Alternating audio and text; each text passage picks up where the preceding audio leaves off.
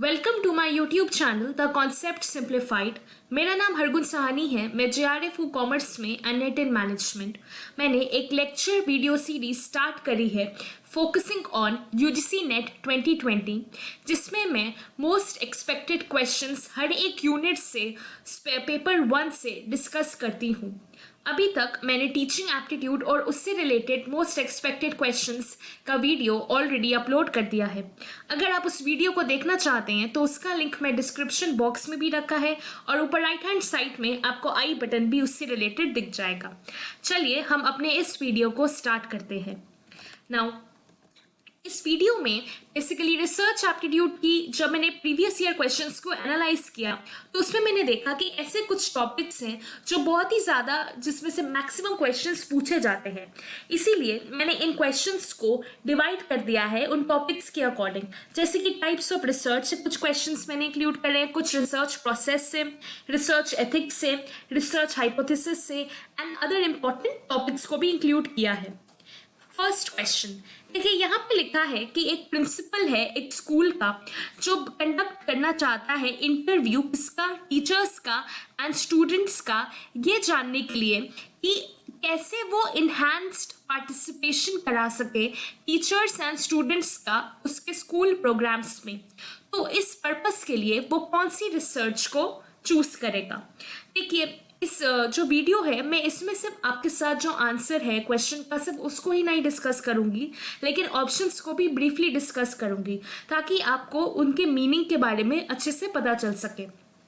ठीक, सबसे पहले देखिए इवैल्यूएशन रिसर्च लिखा है। इवैल्यूएशन रिसर्च में बेसिकली कोई अगर प्रोग्राम किसी ऑर्गेनाइजेशन ने कंडक्ट किया है, किसी इंस्टीट्यूशन ने कंडक्ट किया है, उस प्रोग्राम के बारे में जाना जाता है कि उसके रिजल्ट्स क्या रहे हैं और किस तरीके से कंडक्ट किया है।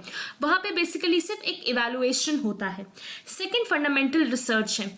फंडामेंटल रिसर्च का जो मेन ऑब्जेक्टिव होता है वो होता है थ्योरी बिल्डिंग के ऊपर। यहाँ पे फंडामेंटल जो आपकी प्योर और बेसिक रिसर्च के नाम से भी जानी जाती है, उसका ऑब्जेक्टिव होता है कि वो स्पेसिफिक से जनरल आपकी एक थ्योरी को जनरेट कर सके। वही बात रही एक्शन एंड अप्लाइड रिसर्च। इन दोनों का ही जो ऑब्जेक्टिव होता है वो होता है कि सल्यूशन प्रोवाइड कर सके किसी भी प्रॉब्लम को।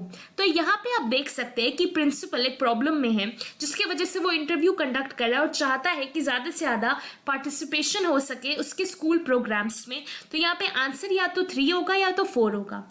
लेकिन एक्शन और अप्लाइड रिसर्च में भी बहुत बड़ा डिफरेंस है। देखिए, अप्लाइड रिसर्च जो है वो वेरियस प्रॉब्लम्स या वेरियस सिचुएशंस के ऊपर फोकस करती है, जैसे कि आपकी सोशल प्रॉब्लम्स, पॉलिटिकल प्रॉब्लम्स, या आप कह सकते हैं लार्ज स्केल लेवल की प्रॉब्लम्स जब होती हैं तब आप अप्लाइड रिसर्च को यूज़ करते हैं। वहीं जो आपकी एक्शन रिसर्च होती है वो किसी स्पेसिफिक या इंडिविजुअल प्रॉब्लम को ज़्यादा फोकस करती है और उसका सोल्यूशन प्रोवाइड करने की कोशिश करती है। जैसे कि यहाँ पे एक स्कूल है तो यहाँ जो आपका आंसर होगा वो होगा answer number 3, that is action research. Second question, यहाँ पे आप देख सकते हैं 2 डेटा सेट्स हैं। सेट 1 में आपके टाइप्स ऑफ रिसर्च है, सेट 2 में उसके रिलेटेड कैरेक्टरिस्टिक्स है।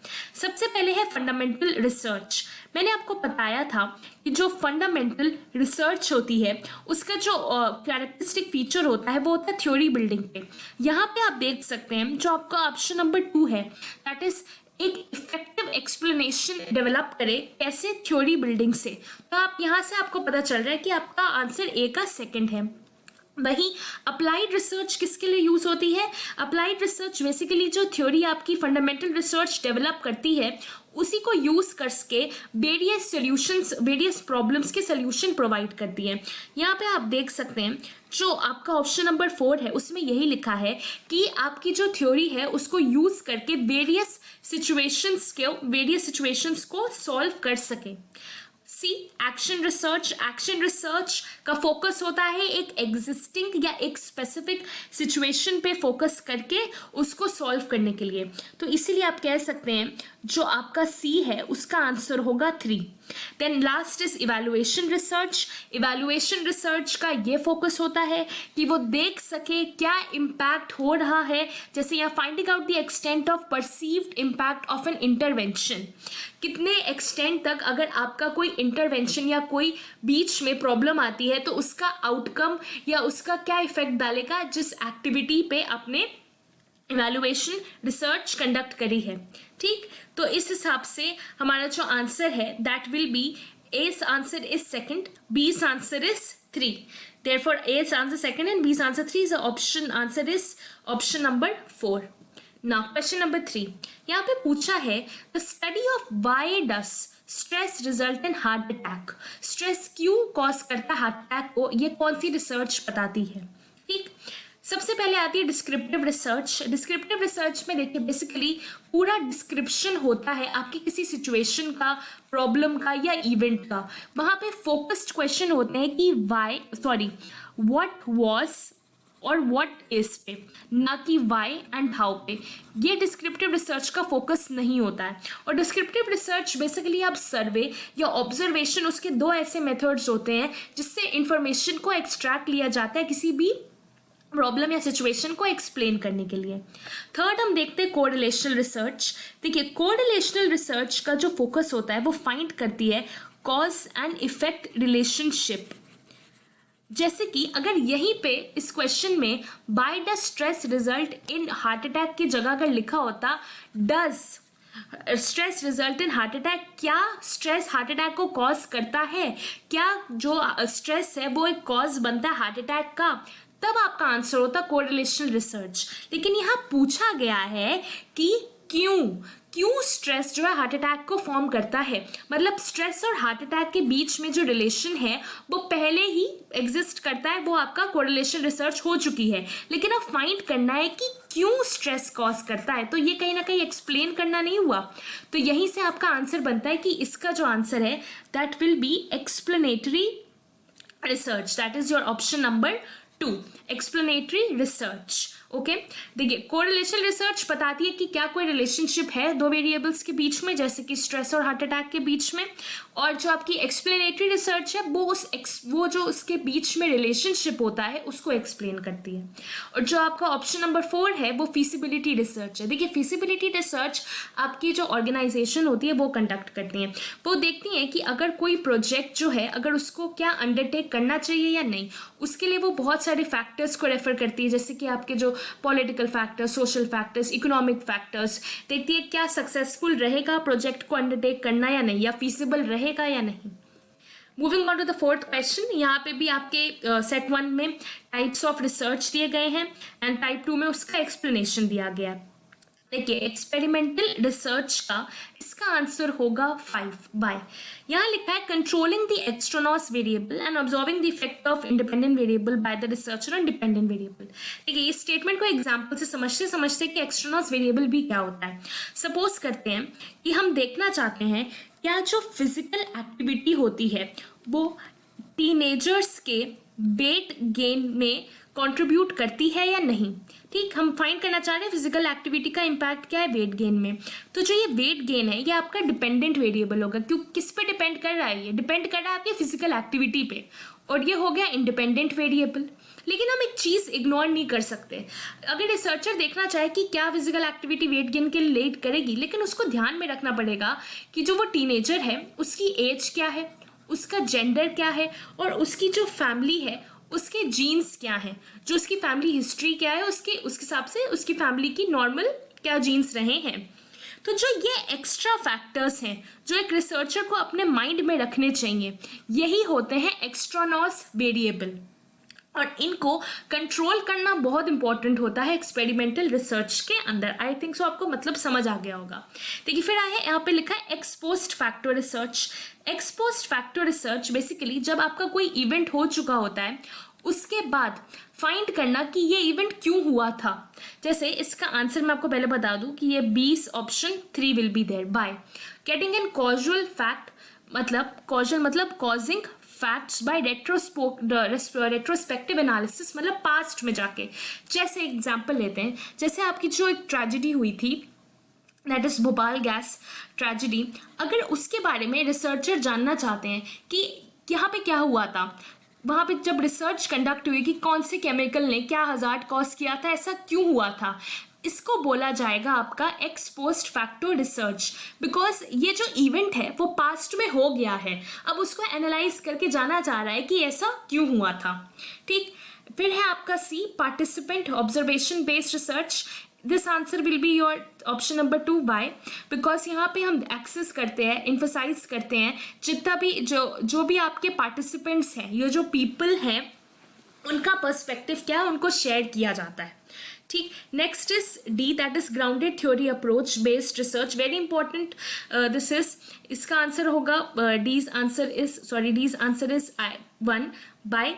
देखिए, ग्राउंडेड थ्योरी अप्रोच जो होती है वो उसका जो बेसिस होता है दैट इज इंडक्टिव अप्रोच। अगर आपको इंडक्टिव अप्रोच पता हो तो इंडक्टिव अप्रोच में क्या होता है कि तिनके तिनके से, मतलब स्पेसिफिक से, आप छोटी छोटी चीज़ से आप एक थ्योरी जनरेट करने की कोशिश करते हो। आपके पास पहले से थ्योरी नहीं होती है, वही होती है ग्राउंडेड थ्योरी।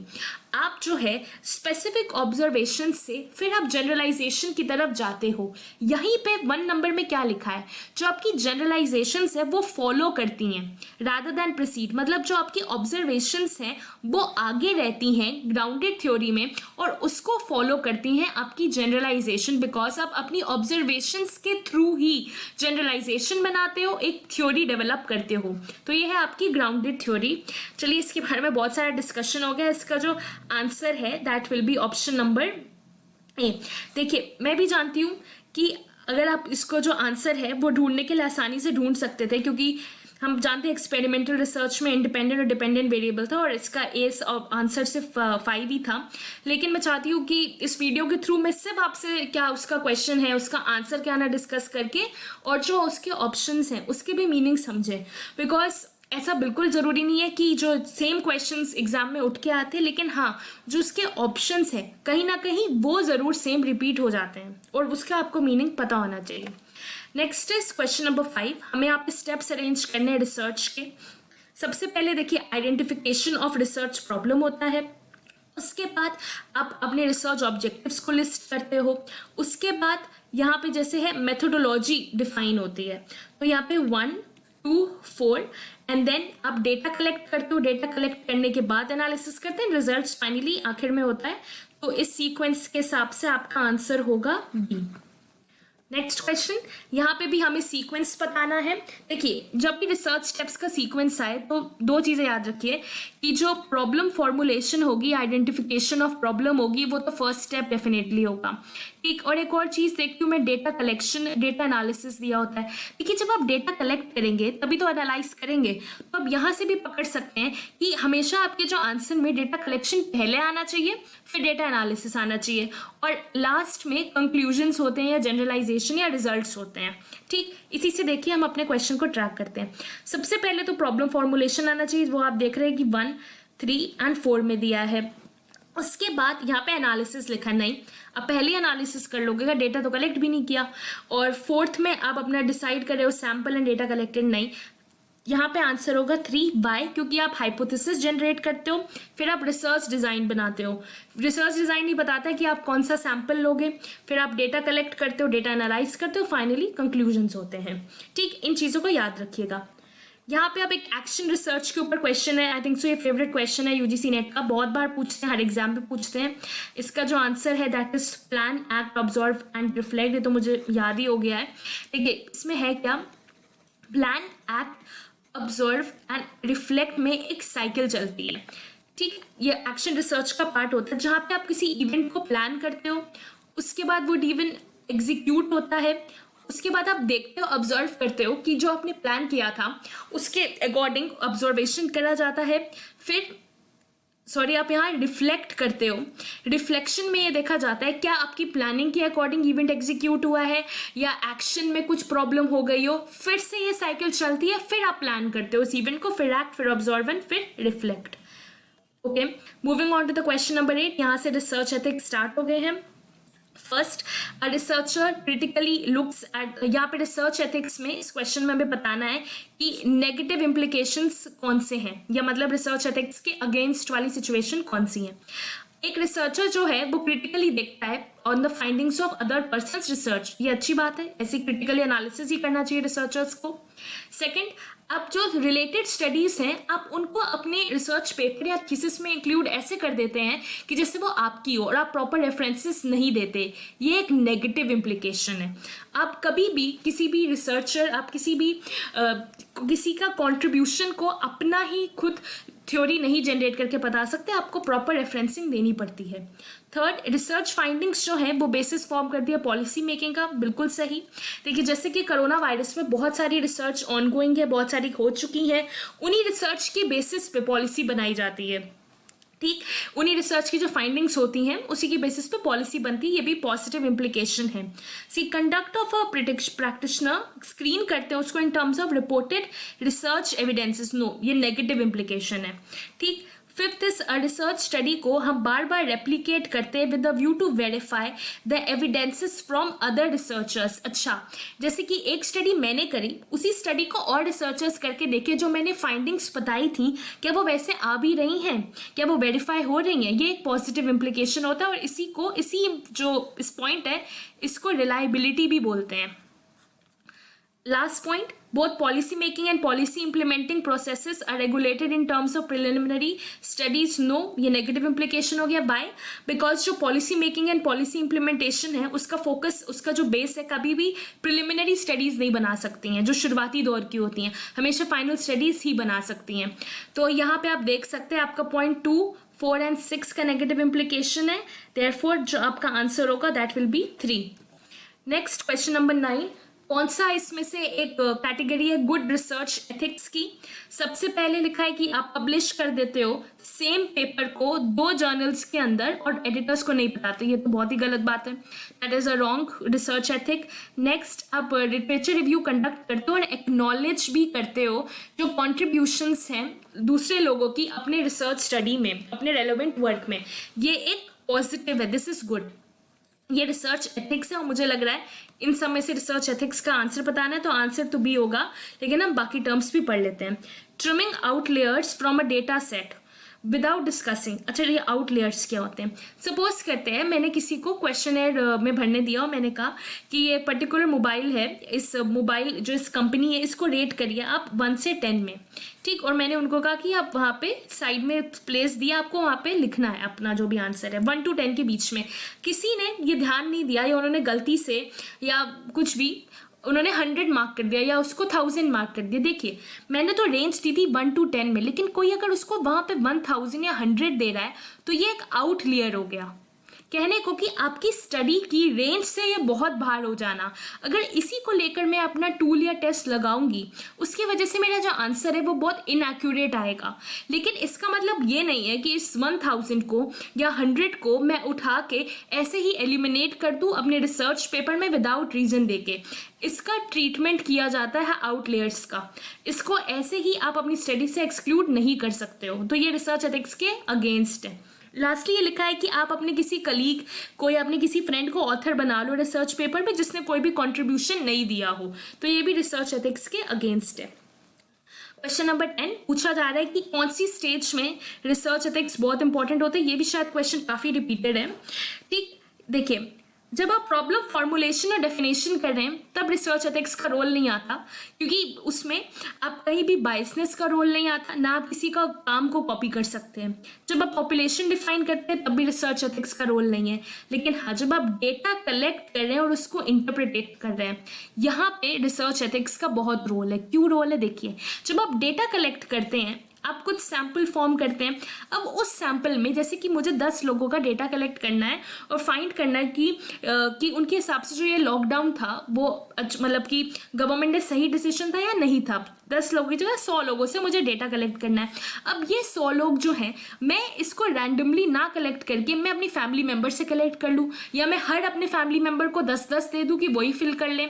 तो डेटा कलेक्शन में सबसे ज़्यादा यहाँ पे बायसनेस का फैक्टर देखा जा सकता है या गड़बड़ी पाई जा सकती है। और इंटरप्रिटेशन में भी आप बायसनेस कर दो, आपका एक पर्टिकुलर बायसनेस है, उसके हिसाब से आप डेटा इंटरप्रेट कर रहे हो। तो रिसर्च एथिक्स सबसे इंपॉर्टेंट होता है इस स्टेज पे, यही हमारा आंसर है।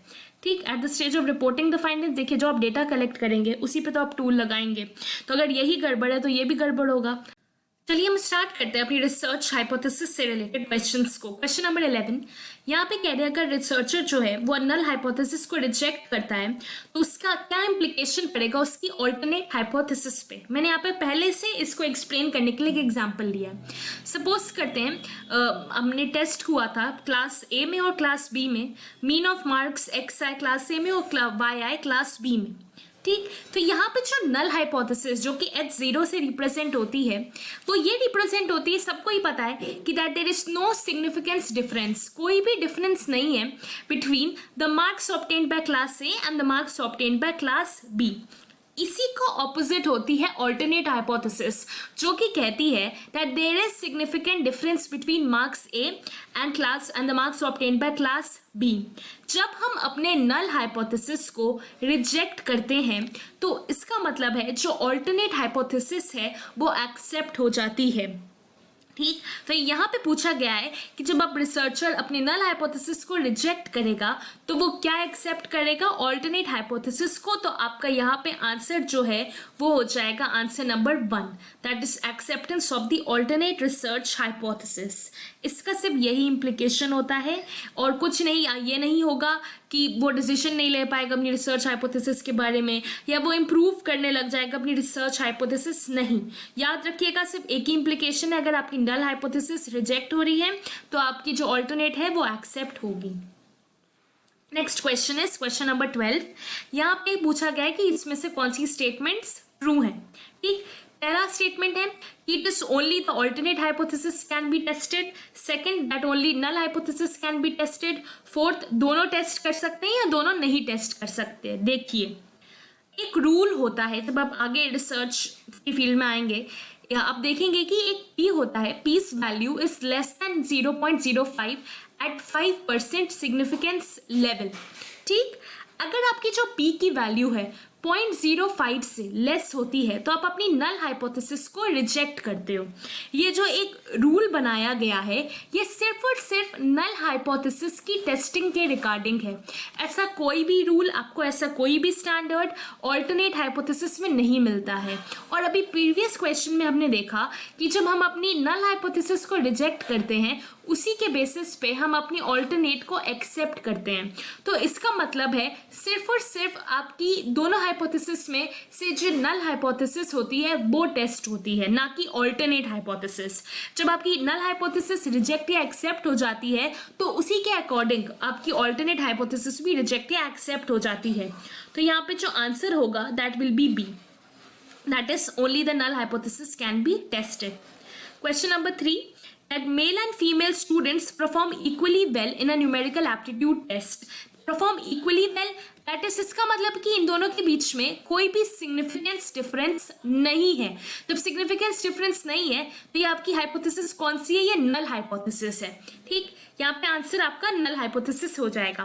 देखिए अगर यहीं पे लिखा होता कि the male students perform better than female students या there was difference in performance of male and female students, तो यहाँ पे आपका आंसर होता ऑल्टरनेट हाइपोथेसिस। ठीक, क्योंकि यहाँ पे एक डायरेक्शन है। Next question number 14। Question number 14 में पूछा है कि सैम्पलिंग एरर डिक्रीजेस विद, जो आपका सैम्पलिंग में जो एरर आता है दैट इज, जैसे कि सैम्पल क्या है, जैसे आपकी ये पॉपुलेशन है, इसमें से आपने कुछ 4 एलिमेंट्स को कलेक्ट किया है, इसी को सैम्पल बोलते हैं। अब इस सैम्पलिंग में जो एरर आता है इसकी कलेक्शन के टाइम पे, इसको सैम्पलिंग एरर बोलते हैं।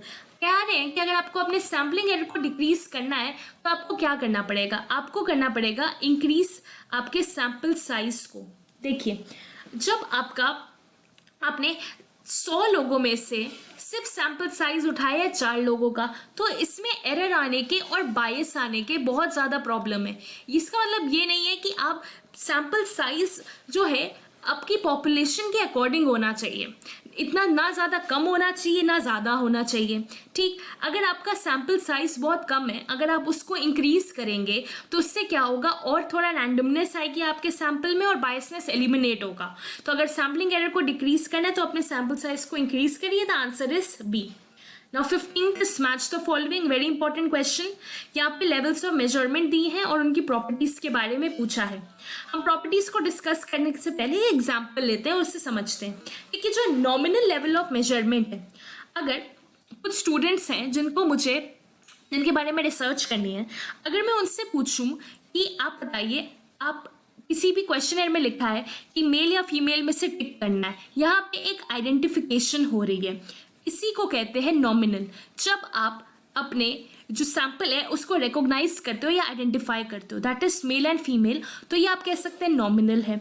अगर मैं उन्हीं से बच्चों से पूछूं कि वो यूजी हैं, पीजी हैं या पीएचडी हैं, ठीक, या वो यूजी हैं, पीजी हैं या वो पीएचडी हैं, ठीक, यहाँ पे जो है, यहाँ पे आप देख सकते हैं ये नॉमिनल नहीं है। देखिए UG, PG, PhD increasing order में है, यहाँ पे एक ऑर्डर बन रहा है, एक रैंक बन रही है, ठीक है, कि यूजी से बड़ा पीजी, पीजी से बड़ा पीएचडी, तो ये हो गया आपका ऑर्डिनल, जहाँ पे आप रैंक कर सकते हो उनको। या अगर मैं उन बच्चों को कहूँ कि अपनी हाइट बताएं, वो फिर उस हाइट को लेकर मैं उनको रैंक कर दूँ, तो वो भी ऑर्डिनल डेटा हुआ, ठीक है।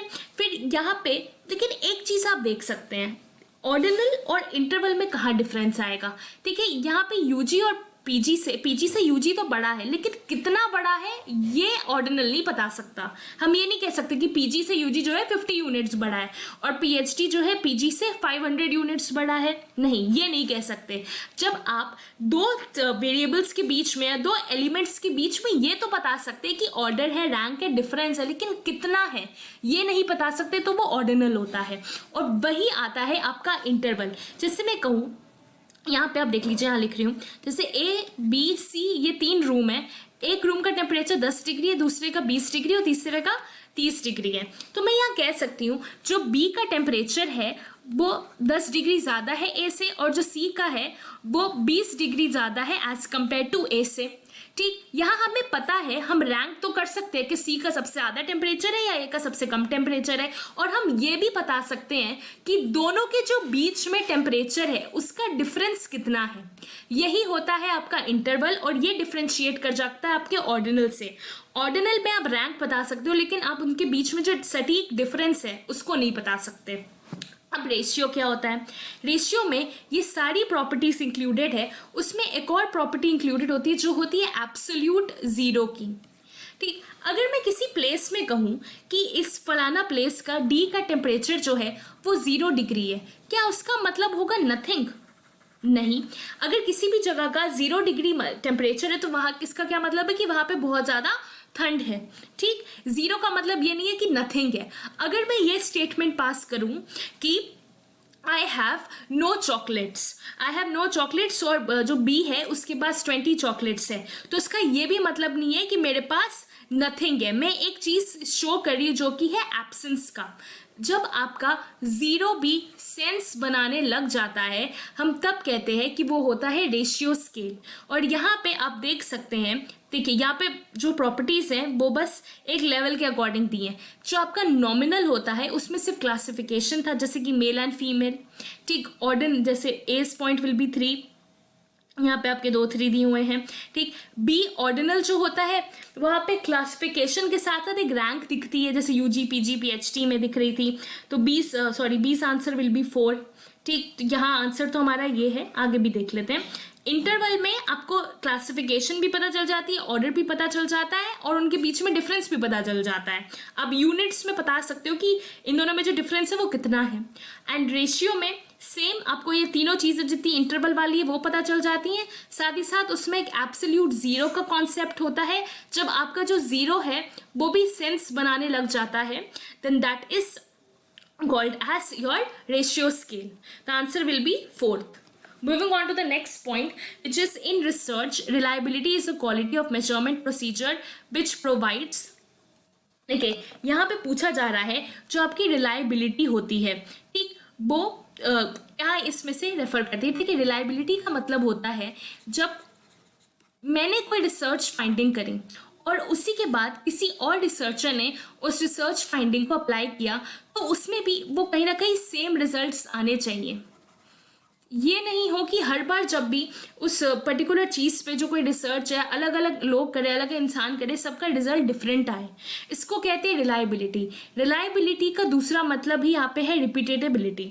ठीक, तो अगर कभी भी आपसे पूछा जाए कि किसी का डेटा रिलायबल है या नहीं, तो इसका मतलब है वो रिपीटेबिलिटी के बारे में पूछ रहा है, ना एक्यूरेसी के बारे में पूछ रहा है, ना कि पंचुअलिटी, स्पीड, इन सब से कोई रिलेशन नहीं है। रिलायबिलिटी में यहाँ पे आंसर होगा 1। क्वेश्चन नंबर 17 यहाँ पे पूछा गया है कि यहाँ पे इनमें से कौन सी प्लैगरिज्म चेकिंग वेबसाइट है। इसका आंसर होगा ए। देखिए, एक टर्निटिन होती है, एक उरकुंड होती है, जो आपका प्लैगरिज्म चेक करके देखते हैं कि आपने कितना डेटा किसी और का चुराया है या रेफरेंस नहीं दिया है या सिंपली आपने कॉपी कर लिया कहीं से। बाकी जो BNC है, that is ResearchGate and editorial elsewhere, ये दोनों ही ऐसी साइट्स हैं या जर्नल्स हैं जिसमें रिसर्च पेपर्स या थीसिस का पूरा कलेक्शन होता है, जहाँ पे आप अपना पेपर पब्लिश भी करवा सकते हैं। एंड grammarly.com बेसिकली इंग्लिश के ग्रामर की वेबसाइट है। तो answer will B 17A, Turnitin. इसके साथ उरकुंड को भी याद रखिएगा, ये दोनों ही प्लैगरिज्म चेकिंग वेबसाइट्स हैं। नेक्स्ट क्वेश्चन नंबर 18, यहाँ पे कैरेक्टरिस्टिक्स पूछे गए हैं एक आपके रिसर्च के, और इसमें से बताना है कौन सा है कौन सा नहीं। एम्पिरिज्म का मतलब होता है आप एक्सपेरिमेंट करके, कंडक्ट करके, एविडेंस के साथ प्रूफ करते हो। Research is on the basis of this only. Objectivity, yes, research एक सिस्टमैटिक प्रोसेस से होती है। ठीक, अब स्टेप बाय स्टेप जैसे हमने रिसर्च प्रोसेस में देखा, सीक्रेटिव नहीं। रिसर्च में मतलब ऑब्वियसली अब अपना डेटा जो है, अपनी थीसिस पब्लिश करते हो, आप चाहते हो कि लोग उसको पढ़े, कोई सीक्रेटिव या कॉन्फिडेंशियल डॉक्यूमेंट नहीं होता। It is for public domain कि वो पढ़े और उसमें से कुछ इन्फ्लुएंस ड्रॉ करके सोसाइटी को कॉन्ट्रीब्यूट कर सकें। Security related, no. Predictive, yes, आपकी जो रिसर्च फाइंडिंग्स होती हैं वो कुछ प्रिडिक्शन की तरफ इंडिकेट ज़रूर करती हैं। So 1, 2, 3 and 6, 1, 2, 3 and 6. So here there will be A, B, C and F कह सकते, A, B, C and F, yes. Answer number 2. Next question 19, यहाँ पे पैराडिग्म के ऊपर है। क्वेश्चन हमसे पूछा गया है कि देखिए यहाँ पे दिया कि सबसे पहले अगर आपकी थ्योरी है, उसकी वजह से आप हाइपोथेसिस जनरेट करते हो। हाइपोथेसिस जनरेट करने के हिसाब से आप डेटा कलेक्ट करते हो, एनालाइज करते हो, फिर आप देखते हो कि जो आपने हाइपोथेसिस जनरेट करी थी, जैसे वहाँ पे हमने स्टूडेंट्स के केस में जनरेट करी थी, दोनों क्लासरूम्स में मार्क्स का कोई डिफरेंस नहीं है। ठीक, ये हमारी हाइपोथेसिस जनरेट करी थी। फिर हम कंफर्म करते हैं कि उसको हाइपोथेसिस को रिजेक्ट करेंगे या अप्लाई करेंगे, फिर आप रिविजन ऑफ थ्योरी करते हैं। इसमें से कौन सा है जो इस प्रोसेस को रिफ्लेक्ट करता है?